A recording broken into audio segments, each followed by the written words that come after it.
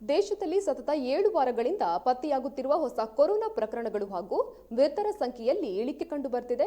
82 ಲಕ್ಷ ಸೋಂಕಿತರಲ್ಲಿ 76 ಲಕ್ಷ ಮಂದಿ ಮಹಾಮಾರಿಯಿಂದ ಚೇತರಿಸಿಕೊಂಡಿದ್ದಾರೆ. ಕಳೆದ 24 ಗಂಟೆಯಲ್ಲಿ 38,310 ಸೋಂಕಿತರು ಪತ್ತೆಯಾಗಿದ್ದು 490 ಮಂದಿ ಸೋಂಕಿಗೆ ಬಲಿಯಾಗಿದ್ದಾರೆ. ಈ ಮೂಲಕ ದೇಶದಲ್ಲಿ ಸೋಂಕಿತರ ಸಂಖ್ಯೆ 82,67,623 ಹಾಗೂ ಮೃತರ ಸಂಖ್ಯೆ 1,23,097ಕ್ಕೆ ಏರಿಕೆಯಾಗಿದೆ.